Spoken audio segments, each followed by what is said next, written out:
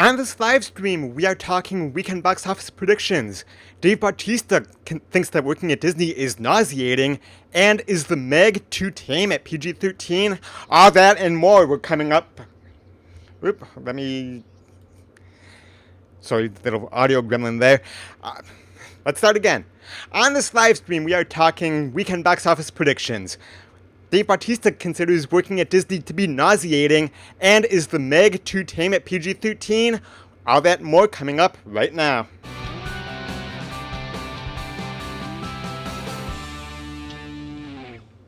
Welcome back to Jeffito's Movie Blog. I'm Jeff Malicki. On this channel, I bring you movie news, movie reviews, trailer reaction videos, box office predictions, and so much more. If you love movies as much as I do, hit that subscribe button and then click the little bell notification icon so that you don't miss anything.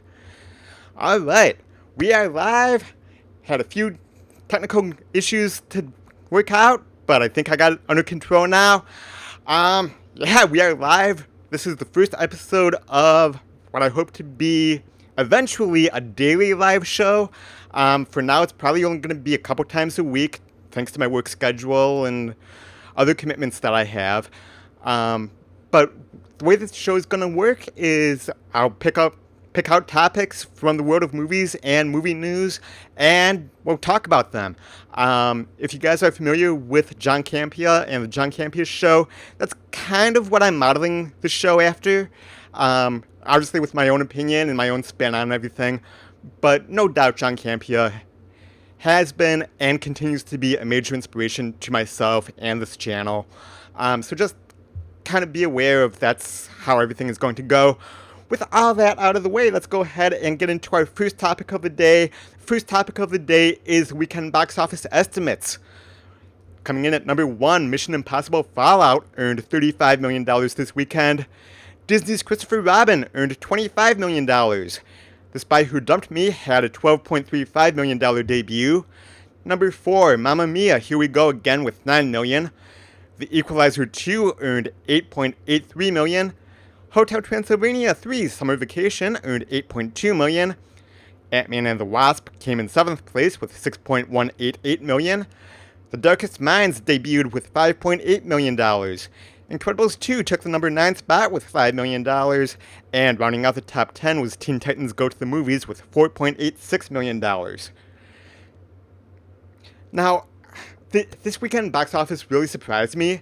I thought it was going to be a much closer race between Mission Impossible and Christopher Robin, and even though I didn't do a prediction video this weekend because I was on a little bit of a hiatus, went out of town, spending time with my brother and his wife, had a really fun weekend celebrating my birthday and everything. Even though I didn't put out a predictions video, if I would have put out a predictions video, I would have had the top 2, Mission Impossible and Christopher Robin, to be a much closer race, and I probably would have had Christopher Robin come in number 1. So the fact that it came in good, about $10 million? Yeah, about $10 million lower than Mission Impossible. Really surprising. But Mission Impossible held on. That was right in my range of estimates. I thought both Christopher Robin and Mission Impossible were going to be in that $30 to $35 million estimate. Mission Impossible hit it at 35. Christopher Robin disappointing at 25. Don't really know why. I saw Christopher Robin. I thought it was a very delightful film. It's a joy. Some of the younger kids in my audience found it to be a little boring when Pooh and the rest of the gang from the 100 Acre Wood were not on screen, showing some of the grown-up stuff with Christopher Robin and his family and whatever. But overall, it was a very delightful, a very charming film, and I think it deserved to earn more than $25 million. But let me know down in the comments once this becomes a video.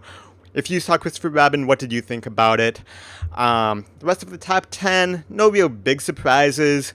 Spy Who Dumped Me with 12.3, that's not really surprising.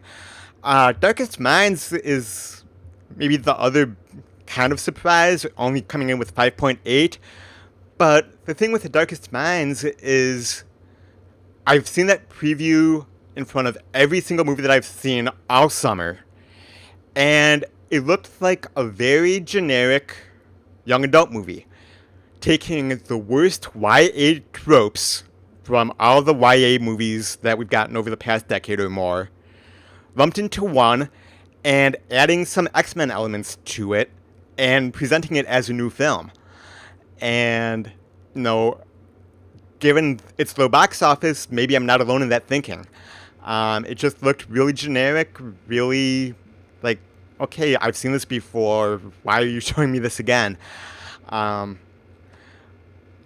yeah, that's the look at the weekend box office. It should have.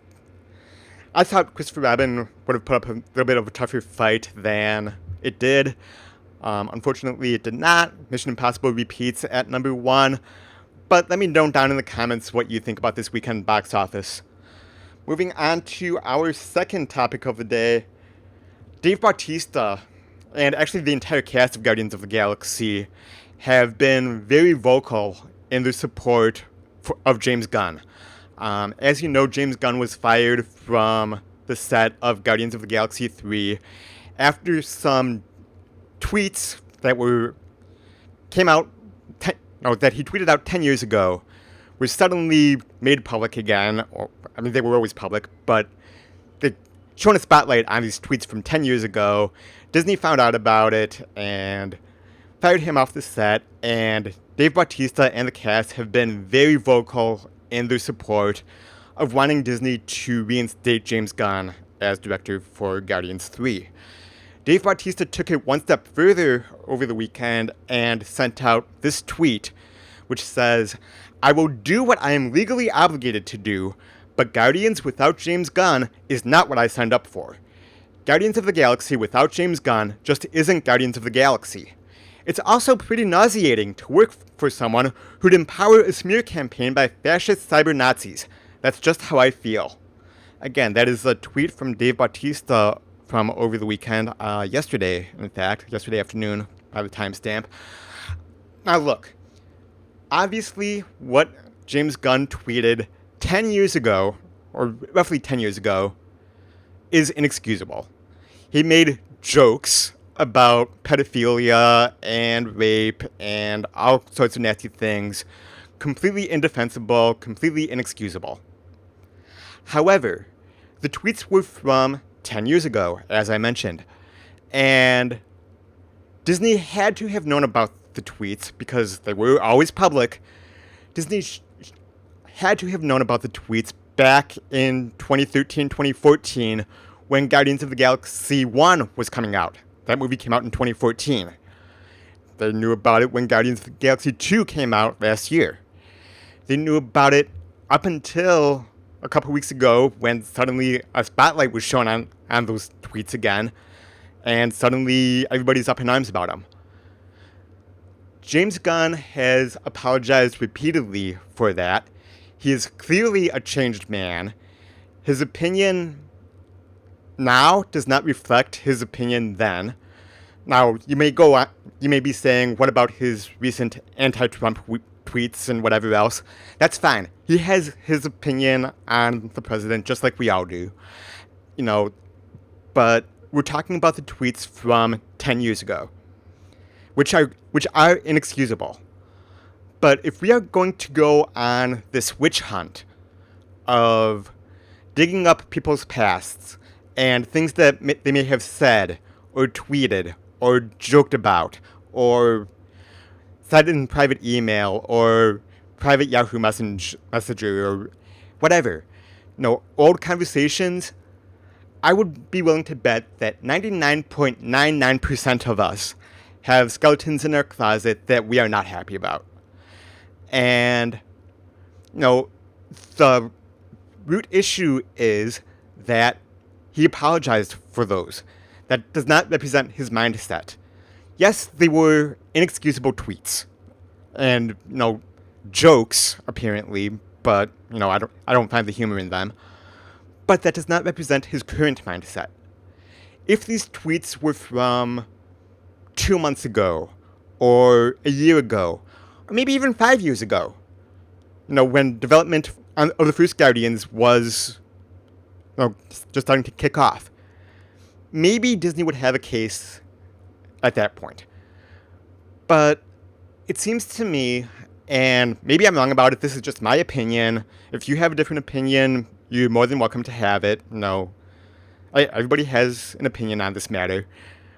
But they were from 10 years ago. He's clearly changed. He's clearly apologized for that. That does not represent his current viewpoint.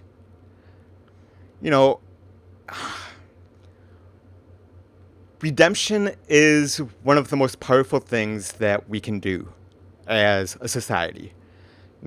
Somebody makes a mistake, they apologize for it, they recognize it, on their own free will, by the way. James Gunn, by his own free will, decided, hey, maybe these aren't the funniest jokes. Maybe I should change my mindset. And so he did. Out of his own free will. But if we are going to be on this witch hunt, clearly 99.99% of us, just all of us, you, me, your friend, neighbor Bob down the street, and Joe, everybody has skeletons in their closet that we are not proud of. And especially in Hollywood, a lot of people have skeletons in the closet that they are not proud of. I just feel that Disney had to have known about these tweets from 10 years ago in the beginning. They weren't a problem back during production of the first Guardians of the Galaxy, nor were they a problem during the production of Guardians 2. Only now, in 2018, when we are living in this crazy, messed up society where everybody's offended and everybody has a vendetta against anybody who disagrees with them politically, all of a sudden now it's a problem. And I feel that's wrong. I feel that James Gunn should be reinstated. But again, that's just me. That's my feeling. If you feel differently, let me know down in the comments and in the chat room. Again, I'm not defending his tweets at all. What he said in those tweets from 10 years ago are vile, disgusting, and inexcusable. But again, the tweets were from 10 years ago. They weren't from last week. They weren't from 6 months ago. They weren't from last year. They weren't from 2 years ago. They weren't from 5 years ago. If they were, then yes, Disney is clearly in the right, and, he's a horrible human being. But he has apologized. He's changed his viewpoint, and, unfortunately, it does not look like Disney is going to reinstate him, despite the public letter of support that the cast put out, despite Dave Bautista's tweet. And honestly, let me bring up his tweet again, because there's something a little disturbing about that I'm concerned about his future in the MCU. I will do what I am legally obligated to do. Obviously he's under contract. He has to continue to be the role of Drax the Destroyer in Guardians 3. I will do what I am legally obligated to do. But Guardians without James Gunn is not what I signed up for. Now, I don't know what Disney's thinking is. There is one school of thought that Disney will, in a couple weeks, and it may have been their plan all along, is to have the redemption story of James Gunn. They're going to give him one more chance, to see if he really has redeemed himself, if he has changed, whatever, and I think that would be great. If they don't do that, and if they bring in some other director, I've heard Taika Waititi name mentioned around, I've heard a couple other names tossed about, but if they do not bring James Gunn back, I'm worried about the morale on set. Because clearly Dave Bautista is not going to be happy. And, again, he will do what he's legally obligated to do. But, do the other cast members feel that way? That they signed that mutual letter of support to James Gunn last week or 2 weeks ago, whatever it was. I really am concerned about the morale on the set of Guardians 3 if they do not bring James Gunn back. And for that matter, will Guardians 3 even happen without James Gunn? It's a fascinating story. I will definitely keep you guys informed, especially now that I'm going to be doing more live streams and keeping you all more apprised of movies and movie news going forward here on the channel. But I just thought that was a fascinating story. The third story that I have today, and that is the main topic of the day, is about the Meg, and it's being rated PG-13. The director, John Turteltaub, had an interview with BloodyDisgusting.com in which he said, "Knowing that this is for Bloody Disgusting, I am so disappointed the film was not more bloody or disgusting. My wife is glad about it, and I'm glad my kids can see the movie, but the number of really horrifying, disgusting, and bloody deaths that we had lined up that we did not get to do is tragic. There's some really good shit that did not survive to the final cut." Now, I read The Meg back in 1997, I think, 1998, somewhere around there, and I loved the book, and I'm excited to see the movie.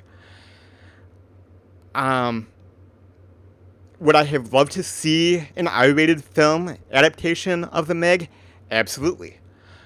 But PG-13 today is not like PG-13 back in 1984. You can get away with quite a bit in PG-13 nowadays, without it being approaching the hard R rating. So I am interested to see The Meg. I'm looking forward to seeing it. I will probably be seeing it Friday morning. But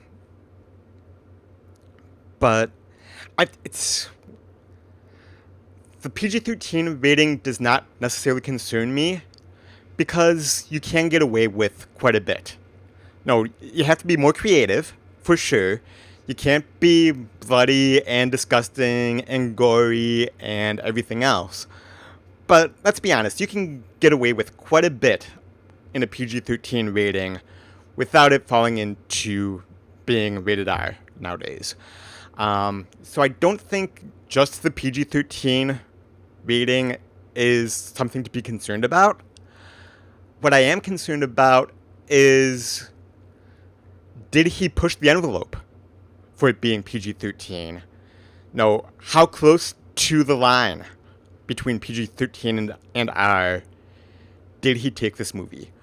Once it was determined that the movie was to be PG-13, and I totally understand why it is PG-13, because it is the kind of movie that you want to have the biggest number of people to be able to see. You want it to be accessible to the most number of people. And if you make it rated R, you're cutting out a good chunk of the population, unfortunately. So even though it is PG-13, I don't think it's going to be an issue, but my question is, how close to the PG-13 R line is it? Or did he tame it back so far that it's, kind of watered down? No pun intended, because it's a shark in water. No, is it going to be a watered down PG-13? I don't get the impression that it is, based on his comments. I don't believe that it's going to be a watered down PG-13. I think he pushed it as far as he could.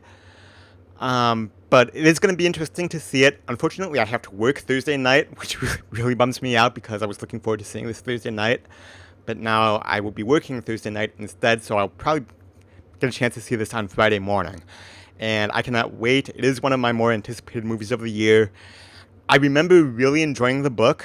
I don't remember a whole lot about the book, but I remember enjoying it while I was reading it. I thought it was really good, and I always thought it would make a great movie.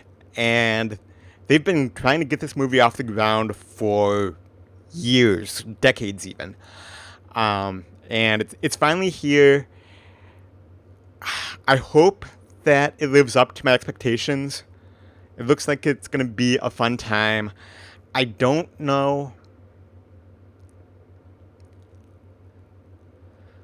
I would have liked to have seen what he would have done completely unfiltered. And he goes on to mention in the Bloody Disgusting article that unfortunately we are not going to get an unrated director's cut because of the way movies are nowadays. Anything that is left on the cutting room floor and that isn't finished, if you want to reinsert that into the movie, you're spending millions of dollars in special effects shots for very little payoff, unfortunately. So it does not sound like we're going to be getting an unrated director's cut of this when it hits Blu-ray and DVD and Netflix and whatever, which is unfortunate. I would have liked to have seen that. But I'm really cautiously optimistic, I think, is the best way to describe it. To see how they translate what I thought was a very good book into film. I wanted to reread the book, and I cannot find my copy. I don't know if I got rid of it in one of my moves that I've had in subsequent years, or if it's still hidden in one of the boxes downstairs. But I do remember reading the book. I remember enjoying the book. I remember thinking that it would be a great movie, and I'm certainly excited to go ahead and see this. With all of that out of the way, let me go over to the chat room quick and see what you guys are talking about. I should also mention that in the future, I would like to take your comments and questions and turn those into topics for the show. How do you get a topic or question on the show? It is really simple. Email me anytime at mailbag@jeffitosmovieblog.com. That's mailbag@jeffitosmovieblog.com, and put the word topic in the subject line. That way I know it is for the show. Mailbag@jeffitosmovieblog.com if you want to get a topic or question on the show. All right, let's go ahead and see what you all are talking about in the chat room today. Let's see. How's Hollywood Reviews said, "Hey buddy, happy belated birthday." Thank you. As you guys may or may not know, I turned 42 on Friday. I don't look 42, I don't act 42, I don't feel 42, but yeah, here it is. Apparently I'm 42, being born in 1976. So, yeah, I had a birthday. I took a little bit of a hiatus from the channel over the weekend. Went out of town, spent some time with my brother and his wife, had a really fun weekend. And now I'm back doing more live streams and keeping you all more informed in the world of movies and movie news and all that jazz. Weekend Scratchers said he wants to see the Meg. Russell again said, crazy how poor Christopher Robin did. Yeah, we talked about that earlier, and I really thought it was going to be a closer race between Christopher Robin and Mission Impossible. Unfortunately, it did not turn out that way, but so be it. Weekend Scratcher 007 said, it's your birthday, happy birthday. Again, my birthday was on Friday, but thank you for that. Tyler Calvert said, kids at my screening of Christopher Robin got pretty bored when Prue was not on screen. Yeah, I had the same experience in my screening. They really enjoyed it when Pooh and Piglet and Tigger and Eeyore and the gang were on screen. They really liked that.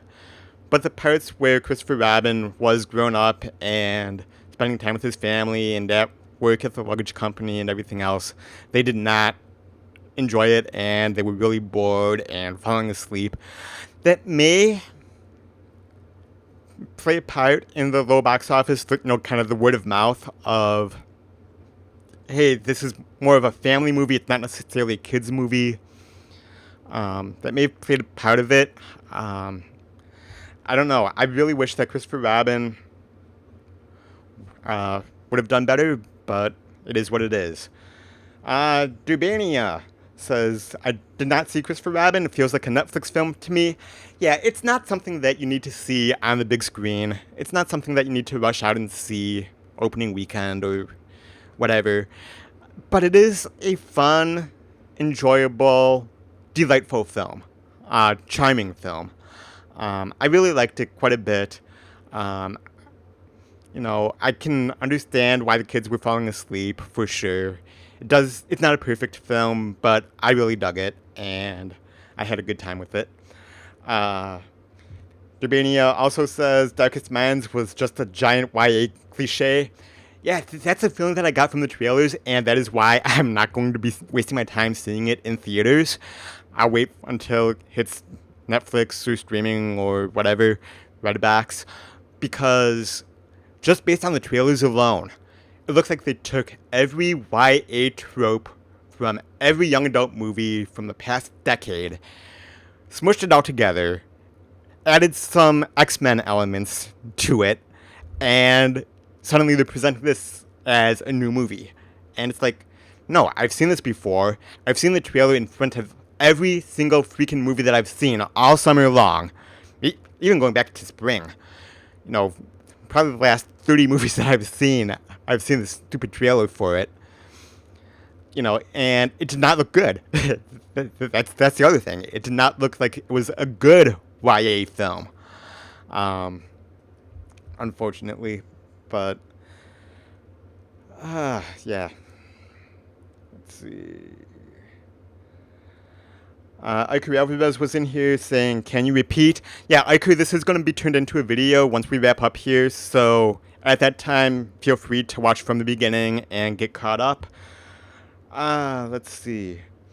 Tyler said Disney could always leave Drax dusted if Bautista does not want to be part of Guardians 3. Yeah, that's kind of the big idea circling around this sphere of movies and movie news right now is, given Dave Bautista's outspokenness on that, and I was going to mention that when I put up his tweet again, but given his outspokenness on that, will Disney even bring him back to do Guardians 3 if he's clearly going to be unhappy? That's something to be determined, and it's going to be really interesting to watch for sure. Let's see. Iker Alvarez again said Volume 3 should be directed by James Gunn and Taika Waititi. That would be a good compromise, having co-directors. If Disney does not feel confident 100% in James Gunn, that would be a good compromise for sure. Howell's Hollywood Reviews says Gunn apologized for it and has shown growth as a person. He shouldn't be under constant light for something he did 10 years ago. It was obviously a huge PR move. Clearly, it was politically motivated. Clearly, it was, an attack on him, for sure. Because, again, these tweets were 10 years old. Disney had to have known about them. Back in 2013, 2014, when they were making the first Guardians of the Galaxy, and when they first hired James Gunn to begin with. It had to have been public knowledge. They were public tweets. Why wasn't it a problem then? Again, I'm not defending the content of his tweets, because they were vile and disgusting and perverse and all kinds of nasty. But the fact that he has apologized, he has grown, that does not represent his current viewpoint. I think that speaks volumes to who he is and the fact that he is a changed man. And again, if we're going to be doing this witch hunt of digging up people's pasts from 10, 15, 20 years ago, I don't want to go down that road because all of us are guilty of something. All of us have things in our past that we are not proud of, things that we said or emailed or texted or tweeted, whatever, that we are not proud of. I think it sets a very dangerous precedent. Because, especially in Hollywood, I would be willing to bet that 100% of Hollywood is guilty of the same sort of thing to one degree or another. And I know that's a bold statement, but, come on, if you're gonna open up those skeletons in the closet, if you're gonna be on that witch hunt, You know, fire all of Hollywood, fire 99.9% of the rest of us, because all of us have things in our past that we are not proud of. That's just my thinking. Ryan O'Toole was here in the chat room. Awesome. Tyler Calvert is looking forward to the Meg. He's seeing a press screening tonight. Awesome. That is fantastic. How's Hollywood Reviews is really looking forward to the Meg. Should be fun. I'm looking forward to it as well. Ryan says the Meg looks so dumb and stupid, with the only saving grace being Jason Statham. Yeah, it does look dumb and fun and stupid, and that's kind of where I'm concerned about the PG-13ness of it. But again, the book was very good, very entertaining, very action-packed, very enjoyable. So, depending on how closely they translated that onto screen and keeping it within the boundaries of the PG-13 rating, it could be a fun time. I'm looking forward to it. Jamie Hughes was here saying, "What's up, guys?" Tyler said, "I'm expecting dumb, fun, and stupid. If it is all that, I will be satisfied." Same thing here, man. As long as it's a dumb, fun, popcorn movie that, I can enjoy for 2 hours, that's all I'm looking forward to. Slender Man comes out this weekend as well. Yes, it does. I will be doing the new movies this week episode. That will be up probably Wednesday, I'm hoping. Tyler Calvert says, "I'm literally I can talk today. I'm literally uploading a video talking about shark movies as we speak." Awesome. I look forward to checking that out. And Jamie Hughes says Christopher Robin is not out here for another couple of weeks. Still looking forward to it. Jamie, it was a very fun, very delightful, very charming film. Don't listen to the critics. Make up your own mind. You are in the same boat as me. We are both movie pundits here on YouTube. So I'm kind of preaching to the choir here. But it is a very fun and enjoyable film.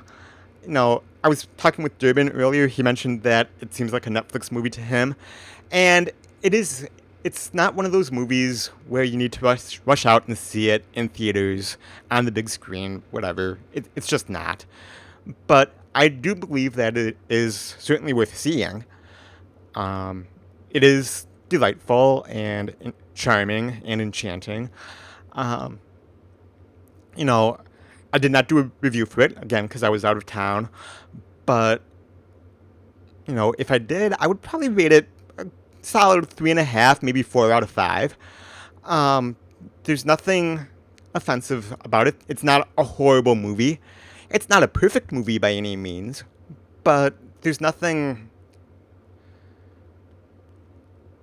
I don't have too many negatives about it, except for maybe some of the pacing issues. And again, for younger kids, they will get bored, they will fall asleep, they will get antsy when Pooh and Piglet and Tigger and Eeyore and the gang are not on screen.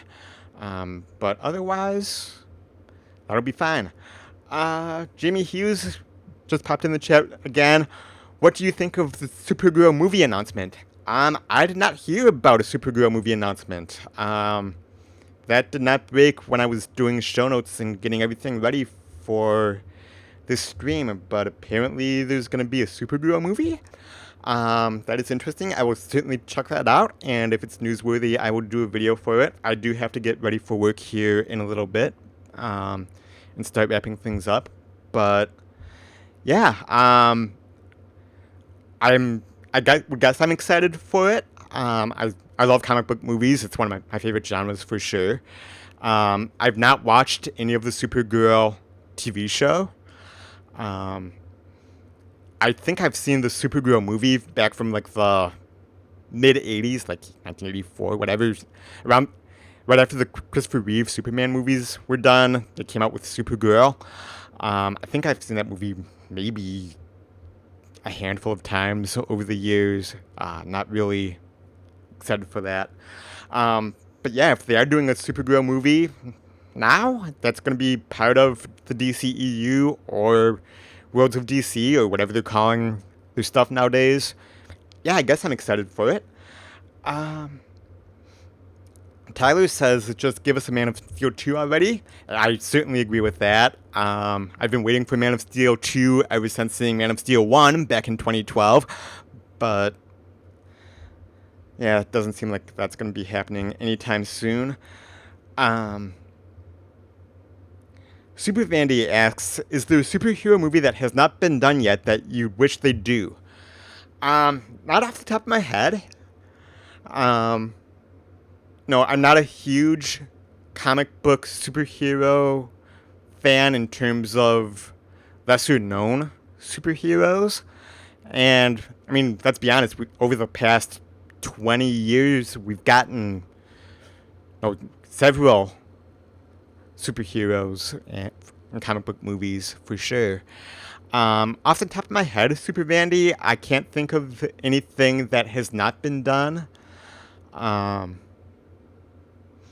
Or has not been talked about. Like The Flash has been talked about. Green Lantern, we've gotten something. We've gotten plenty of Superman, plenty of Batman, Wonder Woman. Yeah, off the top of my head, I cannot think of anything. Jamie clarifies, saying that the news about the Supergirl movie broke about an hour ago. In development at WB/DC, will not be linked to the CW show.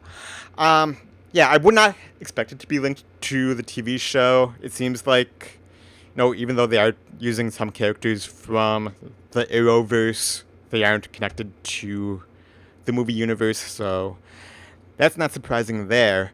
Yeah, I will definitely have to look into that.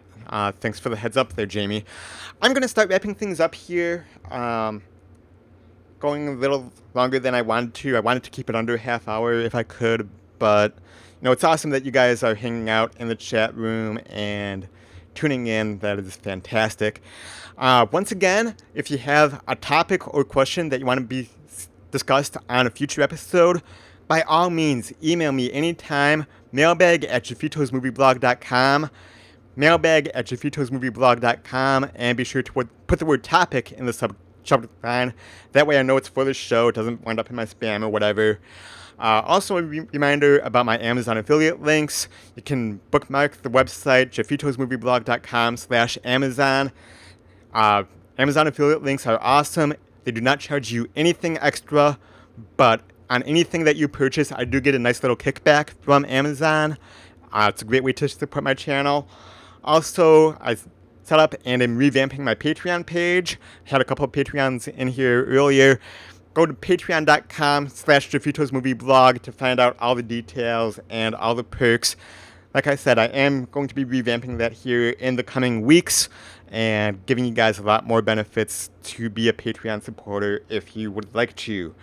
Speaking of my Patreon supporters, thank you guys as always for being Patreon supporters. I truly appreciate that. Thank you so much as always for watching, and until next time, I will see you at the movies. Bye-bye.